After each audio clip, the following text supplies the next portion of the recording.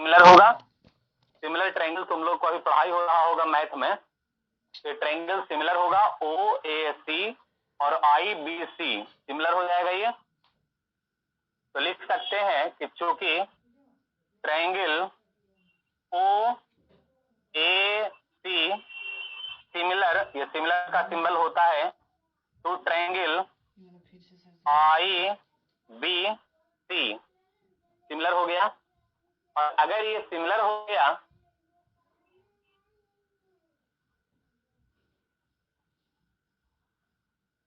तो similar triangle में आप लोग को एक थ्योरम पढ़ाया गया होगा कि अगर दो ट्रायंगल सिमिलर हो जाता है तो उसके करस्पॉन्डिंग साइड्स का रेशियो बराबर होता है। दो ट्रायंगल अगर सिमिलर हो जाता है तो उसके करस्पॉन्डिंग साइड्स का रेशियो बराबर हो जाता है। तो शुरू का 2 पॉइंट ले लो, तो ए बाई आई बी, तो ए बाई आई बी ले लिए, और फर्स्ट और लास्ट ले लो ओ सी बाई आई सी, तो ओ सी बाई आई सी लिख दिए। अब ओ सी, तो देखो यहां से लेकर के यहां तक का जो दूरी है वो ओ सी कहला रहा है। इस डिस्टेंस को हम ओपी, ये बड़ा वाला डिस्टेंस में से अगर हम माइनस कर लें, ये बड़ा वाला डिस्टेंस में से अगर ये सीपी हम माइनस कर लें तो ये ओसी मिल जाएगा हम लोग को। यानी कि इस ओसी के जगह पे लिख सकते हैं ओपी माइनस सीपी। तो ओसी के जगह पे क्या लिख सकते हैं, OP minus CP divided by IC, ये रहा आईसी। इस आईसी के जगह पर भी कुछ लिख सकते हैं, दो पार्ट में तोड़ करके सी को पहुंचा दो पहले पी तक। तो इस सीपी में से अगर हम आईपी को माइनस कर दें तो ये आईसी निकल जाएगा। सीपी में से आईपी को माइनस कर दें तो ये आईसी मिल जाएगा। तो आईसी के जगह पे लिख सकते हैं कि सीपी माइनस आईपी। ये जो इक्वेशन आया इस इक्वेशन को मान लेंगे फर्स्ट इक्वेशन। क्या मान लिए इसको हम लोग, फर्स्ट इक्वेशन। अब इसी प्रकार से दो ट्रायंगल और जो सिमिलर हो रहा है, तो P dash x F, triangle का नाम क्या बोले हैं, पी डैश एक्स एफ। चूंकि triangle P dash x F similar होगा आई बी एफ, ये छोटा सा ट्रायंगल इधर वाला सिमिलर होगा, है ना। Similar to triangle I B F. और अगर ये ट्रायंगल सिमिलर हो गया तो इसके करस्पॉन्डिंग साइड्स का रेशियो बराबर होगा। तो इसके साइड्स का रेशियो आप बराबर कर दो। शुरू का 2 पॉइंट ले लो, तो P dash X divided by I B is equal to, first and last ले लो, P dash F divided by I F. बच्चों याद रहे कि जो प्रूफ हम बतला रहे हैं वो तुम लोग के बोर्ड एग्जाम में नहीं पूछा जाएगा, ये मैं एक्स्ट्रा पढ़ा रहा हूं। ओके, नॉलेज के लिए इसको हम सिर्फ पढ़ा रहे हैं।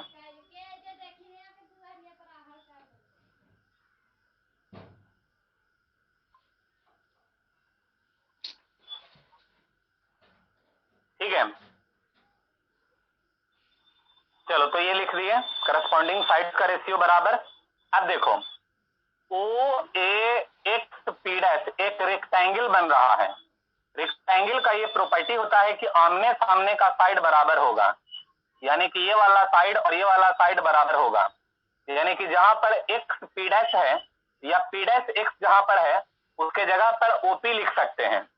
तो पी डैश एक्स के जगह पर क्या लिख सकते हैं, ओ ए डिवाइडेड बाई आई बी को आई बी छोड़ दिए, पी डैश के जगह पर पी लिख सकते हैं क्योंकि कंस्ट्रक्शन में हम मान लिए थे कि पी डैश और पी बराबर है। तो पी डैश की जगह पर पी लिख दिए, एफ को एफ छोड़ दिए और आई एफ को आई एफ लिख दिए।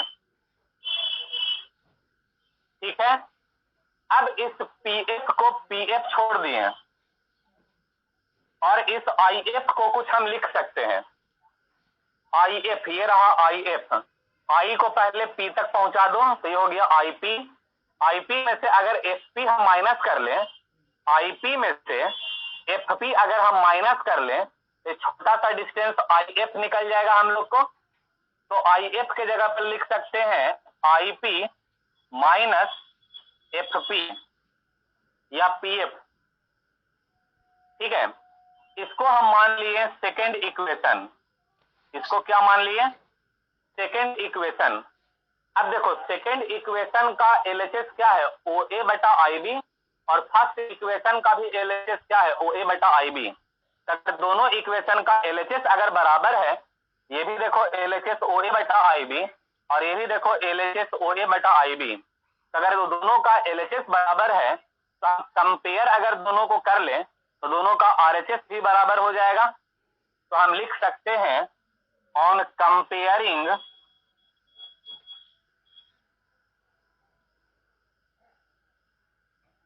द इक्वेशन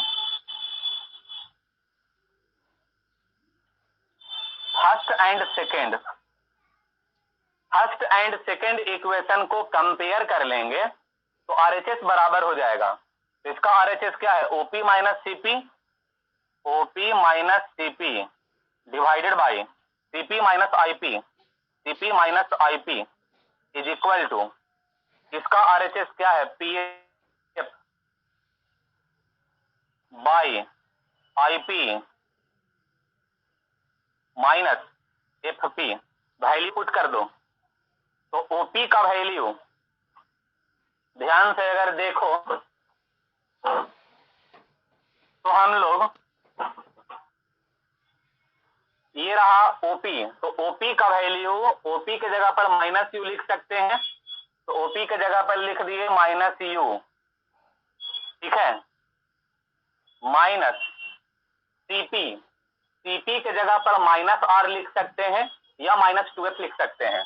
तो माइनस टू एफ लिख दिए डिवाइडेड बाई सीपी के जगह पर माइनस टू एफ लिख दिए माइनस आईपी, आईपी के जगह पर माइनस भी लिख सकते हैं तो ये लिख दिए माइनस भी इज इक्वल टू, पीएफ के जगह पे क्या लिख सकते हैं? ये रहा पीएफ, पीएफ के जगह पर क्या लिख सकते हैं? माइनस एफ, तो माइनस एफ लिख दिए डिवाइडेड बाई आईपी के जगह पे क्या लिख सकते हैं? आईपी के जगह पे लिख सकते हैं माइनस भी, माइनस है तो माइनस दे दिए, और एफपी के जगह पे लिख सकते हैं माइनस एफ। एक बार सभी लोग इसका स्क्रीनशॉट ले लो, पूरा बोर्ड भर चुका है। एक बार सभी लोग अच्छे से इसका स्क्रीनशॉट ले लो। अभी प्रूफ नहीं हुआ, अभी और आगे प्रूफ करना बाकी है।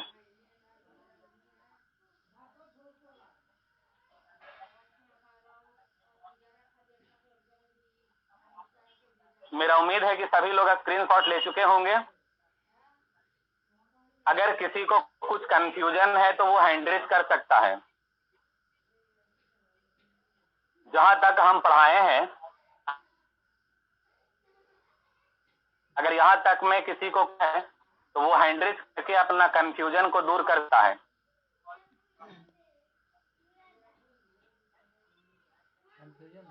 विकास बोलो सर, एक बार और बताइए तो।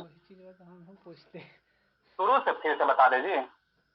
नहीं सर, ये लिए ना ट्राइंगल, ये सर ये नहीं, फिगर में समझ में नहीं आया है सर। ओ, तो सिमिलर ट्रायंगल तुमको समझ में नहीं आ रहा है जो मैथ में पढ़ाई हो रहा है? आ रहा है सर, यहाँ पे समझ में नहीं आ रहा है कैसे लिए हैं सर। एक बार खाली फिगर और बता दीजिए ना। म्यूट हो जाओ।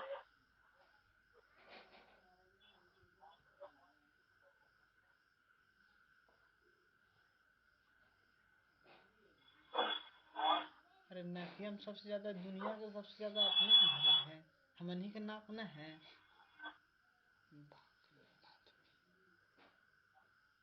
नाके नहीं।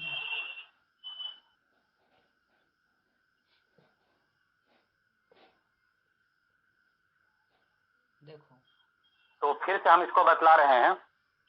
आज लगता है कि यहीं पे टॉपिक रह जाएगा, आगे हम बता नहीं पाएंगे। चलो देखो फिर से, तो शुरू में लिखा हुआ है triangle O A C, triangle O A सी, ये रहा ट्रायंगल ओ ए सी, ये ट्रायंगल, और ट्रायंगल आई बी सी, ये रहा triangle I B C, I B सी, ये दोनों सिमिलर हो गया क्योंकि ये वाला एंगल एंगल सी और ये वाला angle C vertically opposite angle से बराबर होगा। ये वाला एंगल ओ 90 डिग्री और ये वाला एंगल आई 90 डिग्री, ये भी बराबर हो गया।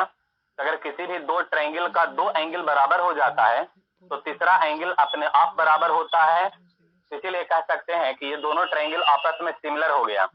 अगर दो ट्रायंगल सिमिलर होता है तो मैथ का ये थ्योरम होता है कि दोनों ट्रायंगल का करस्पॉन्डिंग साइड्स का रेशियो इक्वल होता है, इसीलिए करस्पॉन्डिंग साइड्स का रेशियो इक्वल कर दिए। उसके बाद ओसी के जगह पर ओपी माइनस सीपी लिख दिए और आईसी के जगह पर सीपी माइनस आईपी लिख दिए। अब क्वेश्चन एराइज हो रहा होगा किसी के मन में कि सर ये दो पार्ट में तोड़ करके लिखना तो जरूरी है, तो यस जरूरी था। इसलिए जरूरी था क्योंकि ओसी का वैल्यू हमको मालूम नहीं था, वैल्यू हमको सिर्फ यही चार चीज का मालूम है।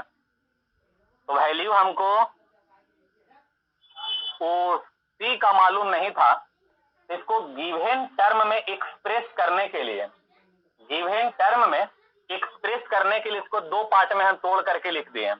उससे फायदा ये होगा कि ओपी का भी वैल्यू हमको मालूम है और सीपी का भी वैल्यू मालूम है, तो वैल्यू पुट करना आसान हो जाएगा फिर।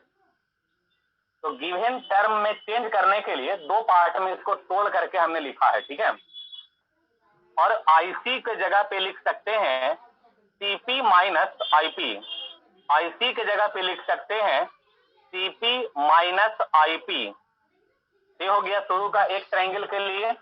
अब उसके बाद एक ट्रायंगल, एक पेयर ऑफ ट्रायंगल और है जो सिमिलर हो रहा है, पी डैश एक्स एफ, मतलब ये वाला ट्रायंगल जो क्रॉस किए हैं,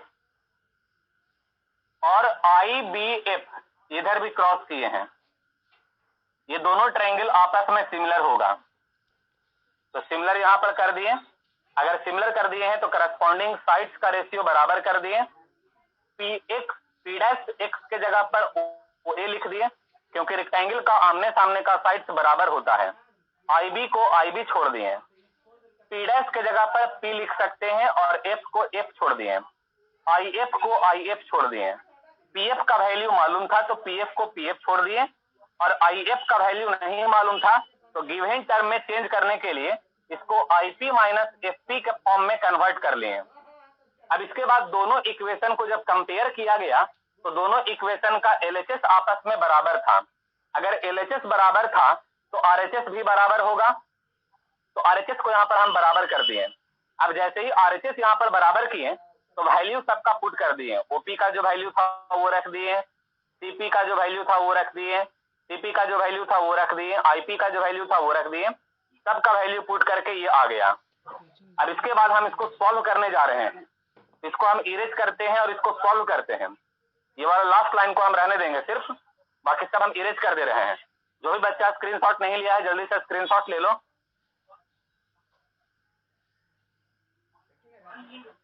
अब इसको हम सॉल्व करने जा रहे हैं।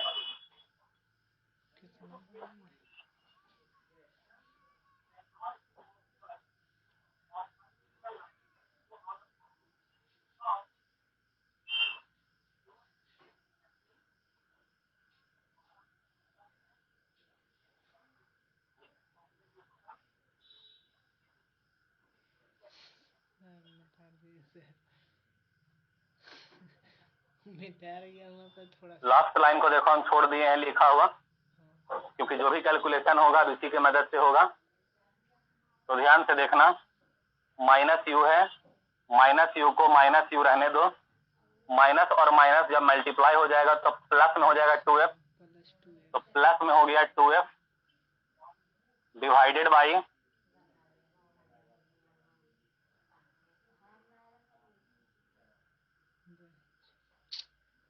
डिस्कनेक्ट स्विच ऑफ काम हो गई।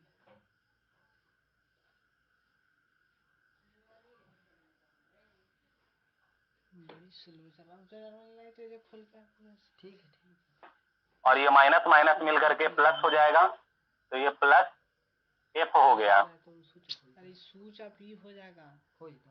अब इसके बाद क्रॉस मल्टीप्लाई कर देते हैं, इसको यहाँ मल्टीप्लाई और इसको यहाँ मल्टीप्लाई कर देते हैं, तो माइनस यू प्लस 2f में मल्टीप्लाई किया जाना है माइनस भी प्लस एफ से, और यहाँ माइनस एफ से मल्टीप्लाई किया जाना है माइनस 2f प्लस भी में।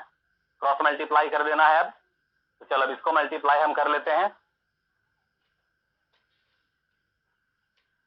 इसको अगर मल्टीप्लाई हम लोग करेंगे तो माइनस यू और माइनस भी जब गुना होगा तो यू भी हो जाएगा, और माइनस यू जब इस एफ में गुना होगा तो माइनस यूएफ हो जाएगा। 2f और ये वाला माइनस भी जब गुना होगा तो माइनस 2 भी एफ हो जाएगा, और 2f हो जाएगा is equal to minus F जब माइनस 2f में गुना होगा तो 2f स्क्वायर प्लस में हो जाएगा, और माइनस एफ जब प्लस भी में गुना होगा तो माइनस भी एफ हो जाएगा। ठीक है, ये मल्टीप्लाई करके लिख दिए हैं। 2f स्क्वायर यहाँ भी है और 2f स्क्वायर यहाँ भी है, तो कैंसिल हो गया ये। इसके बाद यू भी को यू भी छोड़ दिए, माइनस यूएफ को माइनस यूएफ छोड़ दिए, माइनस 2 भी एफ को वहां भेज दो। तो अगर माइनस 2 भी एफ वहां चला जाएगा तो प्लस में हो जाएगा 2 भी एफ, और यहाँ माइनस भी एफ था पहले से, तो माइनस भी एफ का माइनस भी एफ लिख दिए is equal two implies that you भी को यू भी छोड़ दिए, यूएफ को यूएफ छोड़ दिए, 2 भी एफ में से एक भी एफ जब माइनस होगा तो प्लस बचेगा भी एफ। अब इस पूरा इक्वेशन में यू भी एफ से हम डिवाइड करना चाह रहे हैं। डिवाइडिंग बाई यू भी एफ इन बोथ साइड्स, दोनों साइड्स में हम लोग यू भी एफ से डिवाइड करना चाह रहे हैं। तो चलो डिवाइड कर दो। यू भी में डिवाइड करना है यू भी एफ से, माइनस यू एफ में डिवाइड करना है यू भी एफ से, इज इक्वल टू भी एफ में डिवाइड करना है यू भी एफ से। ये हो गया। तो देखो भी से भी कैंसिल और यू से यू कैंसिल, एफ से एफ कैंसिल और यू से यू कैंसिल, एफ से एफ कैंसिल और भी से भी कैंसिल। बचा क्या?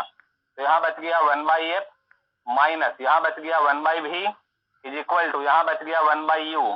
तो माइनस 1 बाई भी को जब यहाँ भेज देंगे तो प्लस में चला जाएगा, तो हो जाएगा यहाँ पर क्या बचेगा 1 by F is equal to 1 by U minus 1 by भी वहां जाएगा तो प्लस 1 बाई भी हो जाएगा, और यही ना फॉर्मूला होता है। तो इस तरीका से फॉर्मूला हमारा प्रूफ हो गया, ये हो गया प्रूफ्ड। तो इस तरीका से मिरर फॉर्मूला प्रूफ हो चुका है कनकेव के लिए, और बिल्कुल इसी प्रकार से कन्वेक्स मिरर के लिए भी प्रूफ होता है। तो एक बार सभी लोग स्क्रीनशॉट ले लो। अब इसके बाद हम फिर कन्वेक्स मिरर के लिए बतलाने जा रहे हैं। 10 मिनट और सभी लोग स्क्रीनशॉट ले लो।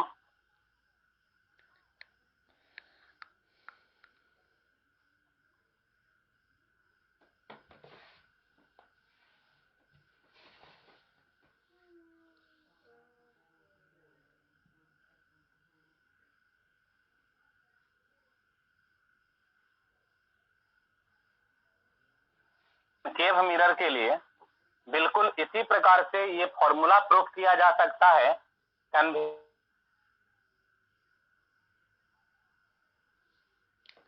से कंपेयरिंग करके भी समझ में आ जाएगा।